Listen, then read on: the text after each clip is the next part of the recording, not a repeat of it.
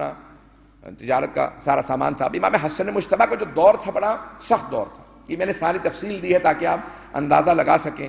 اب امام علیہ السلام کے دور میں جو عبید اللہ ابن عباس نے کیا، ان کے جو ساتھ لشکر تھا، لوگوں کو جب پیسے کا لالچ ملنے لگا عہدوں کا، تو آدھا لشکر جو جنگ کرنے گیا تھا انہوں نے اپنی طرف منتقل کر لی. وہ اس طرف منتقل ہو گیا اور وہ باقاعدہ پورا کا پورا لشکر اس طرف چلا گیا.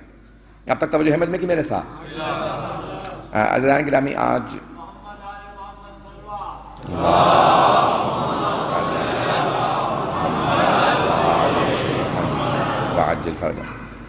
آپ کی انتظامیہ نے اہتمام کیا ہے.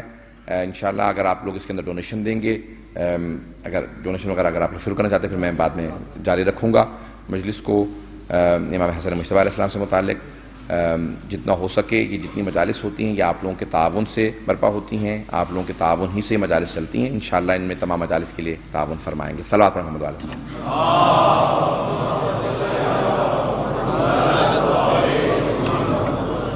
مومنین کو ضروری اعلانات ہیں. ایام اعزاء کی مجالس کا سلسلہ انشاءاللہ 10 ربیع الاول تک جاری رہے گا، جس سے ہندوستان اور پاکستان کے مشہور و معروف علماء کرام خطاب فرمائیں گے. آپ سب سے پابندی وقت کے ساتھ ان تمام مجالس میں شرکت کی گزارش ہے. بروز اتوار 22 نومبر شب 10 صفر مجلس اعزاء بسلسلہ شب شہادت بی بی سکینہ سلام اللہ علیہا اور امام حسین اور دیگر شہدائے کربلا کے 30ویں کی مناسبت سے مجلس ہوگی. بعد از مجلس و ماتم پارسل نیاز کا اہتمام ہے. تمام مومنین و مومنات سے پابندی وقت کے ساتھ شرکت کی گزارش ہے.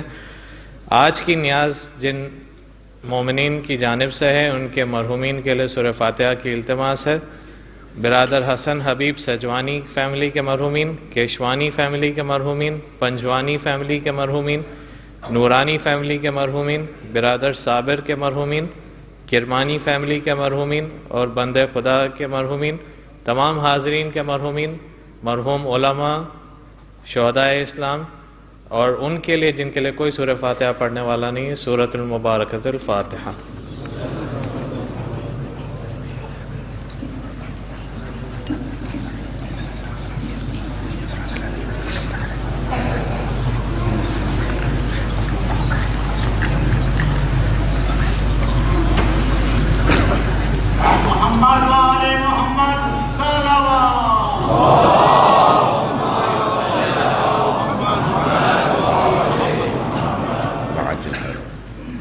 عزیزان گرامی، اب ایک مرتبہ ماحول ایسا بنا امام حسن مجتبیٰ کے خلاف کہ منافقین اپنی ساری سازشیں بروئے کار لانے لگے، اور شام والوں کے ساتھ مل کے کچھ کوفے والوں نے اس سازش کے اندر حصہ لیا. یہاں تک کہ وہ جو آدھی فوج رہ گئی تھی انہوں نے امام کے ساتھ ایسا سلوک کیا.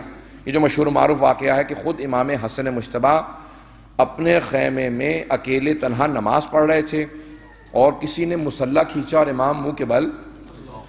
اب میں زیادہ تفصیل میں نہیں جانا چاہتا ہوں.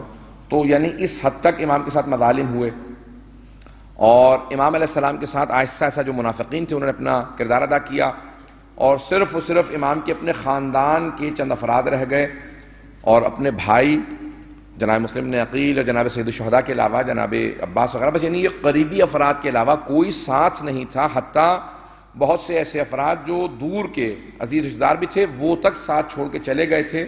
اسی لیے امام کو تاریخ میں کہا جاتا ہے کہ تنہا ترین امام حسن مجتبیٰ ہے. یعنی جن کا دیکھا جائے تو سوائے خاندان کے اپنے بھائیوں کے علاوہ، حتیٰ بیٹے تو امام کے اکثر چھوٹے تھے، اس وقت بہت چھوٹے تھے، کسی نے ساتھ نہیں دیا. اور سب سے زیادہ جو مظلوم ہے اصحاب کے معاملے میں، جس کو بار بار امام حسین علیہ السلام نے لکھا ہے کہ اے میرے بھیا، آپ اپنے اصحاب کو بلاتے تھے وہ آتے نہیں تھے، اور میں اپنے اصحاب سے کہتا ہوں چلے جاؤ، یہ جاتے نہیں. یہ فرق ہے، بنیادی فرق ہے. اب میں بھی مسائل پہ نہیں آیا ہوں، تھوڑی سی میرے ساتھ ابھی جاری رکھوں گا. میں اگر آپ لوگ انشاءاللہ اگر سننا چاہیں گے تو میں تھوڑا پیش کروں. عزیزان گرامی، صلوات پڑھیں گے امام حسن.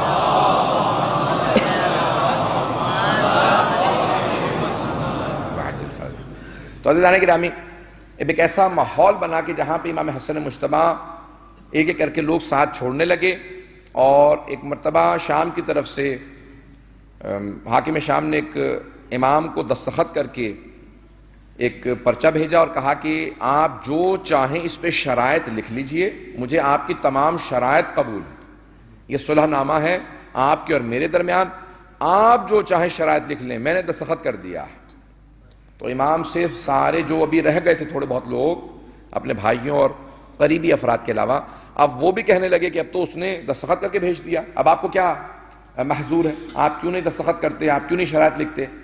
امام نے کہا میں کیسے شرائط لکھوں جبکہ میں جانتا ہوں کہ یہ تمام شرائط کو ملیا میٹ کر دے گا، کسی بھی شرط کو قبول نہیں کرے گا، یہ دستخط صرف دکھاوے کے دستخط ہیں، اس کے نزدیک ان دستخط کی کوئی حیثیت ہی نہیں ہے، یہ دھوکہ دے رہا ہے اور یہ نفاق ہے، میں کیوں دستخط کروں؟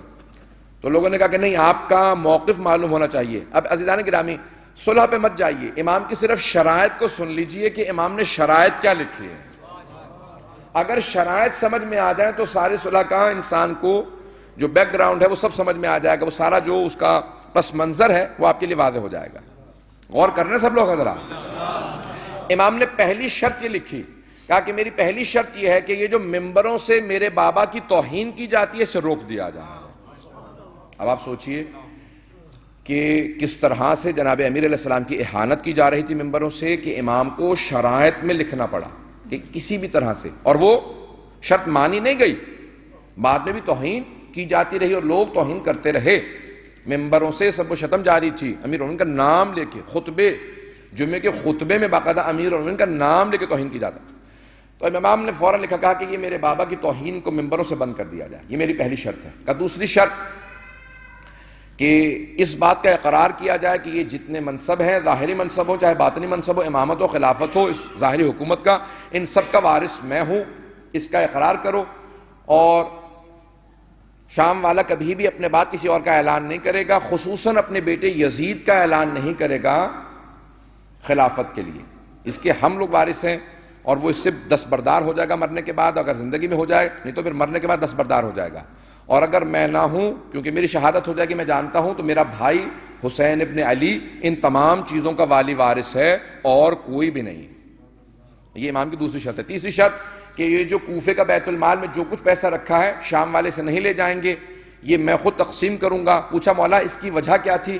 کہ شام والے امیر المؤمنین کے ماننے والوں کے تمام وظائف بند کر دیں گے، جو وظیفہ دیا جاتا ہے یہ بند کر دیں گے، اور ان کو فاقوں پہ لے آئیں گے، مجبور کریں گے فاقے کروا کے ان سے بیعت زبردستی لینے کے لیے۔ تو کہا کہ میں چاہتا ہوں کہ ان سب کو تقسیم کر دیا جائے تاکہ یہ لوگ مجبور نہ ہوں، فاقوں پہ نہ آ جائیں، ان کو اس حد تک مجبور نہ کیا جائے کہ ان کے بچے بھوک سے مرنے لگیں، اور میں نہیں چاہتا کہ ان کی آبرو پہ حرف آئے، ان کی عزت پہ ناموس پہ حرف آئے، تو میں چاہتا ہوں جو کچھ کوفے کے بیت المال میں ہے یہ سارا علی بن ابی طالب علیہ السلام کے ماننے والوں میں تقسیم کر دیا جائے۔ عزیزان گرامی، یہ شرائط دیکھیں کہ امام شرائط کیا لکھ رہے ہیں، یہ شرائط بتا رہی ہیں کہ امام کس پس منظر کو ذہن میں رکھتے ہوئے یہ شرائط لکھ رہے ہیں اور یہ صلح نامہ پہ دستخط کر رہے ہیں۔ عزیزان گرامی، اب یہ اگر امام حسن مجتبیٰ کی صلح نامہ یہ جو نہ ہوتا نا، اگر یہ شرائط نہ ہوتی تو کبھی بھی جناب سید الشہداء کی مظلومیت واضح نہ ہوتی۔ جناب سید الشہداء کی مظلومیت اگر آج آشکار ہے تو امام حسن مجتبیٰ کی قربانی کی وجہ سے آشکار ہے۔ اگر امام وہ قربانی نہ دیتے، عزیزان گرامی ایک جملے کو پیش کر رہا ہوں، سارے مجمع کی توجہ ہو میرے ساتھ، اسلام پہ دولت قربان کرنا آسان ہے، جان قربان کرنا مشکل ہے، اور اس سے زیادہ مشکل اپنی آبرو کو قربان کرنا۔ پتہ نہیں میں اس بات کو پہنچا پایا ہوں یا نہیں۔ آبرو قربان کرنا سب سے زیادہ مشکل ہے، یعنی امام علیہ السلام اس بات کو برداشت کر رہے ہیں کہ لوگ مجھے تانے دیتے رہیں کہ میں نے حکومت چھوڑ دی ہے، میں نے خلافت سے دستبردار ہو گیا، ہر آدمی تانے دے گا کہ حسن مجتبیٰ نے خلافت چھوڑ دی، حکومت ہاتھ میں تھی، حکومت چھوڑ کے آ گئے۔ کہا میں تانے برداشت کر لوں گا، لیکن میں یہ برداشت نہیں کروں گا کہ میرے بابا سے متعلق کوئی میرے سامنے ممبر پہ توہین کرے۔ میں کبھی بھی دین کے اوپر کوئی کمپرومائز نہیں کروں گا، میں کبھی بھی اصل دین پہ، پیغمبر اسلام پہ، اپنے بابا علی مرتضیٰ پہ کوئی سمجھوتا نہیں کروں گا کہ وہ کہہ دیں کہ ہاں نہیں آپ حکومت میں رہیں، منصب آپ پہ باقی رہے گا، لیکن کام وہی کچھ ہوں گے جو ہم کریں گے۔ مولانا نے کہا نہیں، یہ برداشت نہیں کر سکتا کہ ہر حرام اور ہر طرح کا کام ہوتا رہے اور میرا نام استعمال ہوتا رہے۔ نہیں، میں تانے برداشت کر لوں گا، لیکن میں یہ برداشت نہیں کروں گا کہ علی ابن ابی طالب کی میرے سامنے توہین کی جائے۔ پتہ نہیں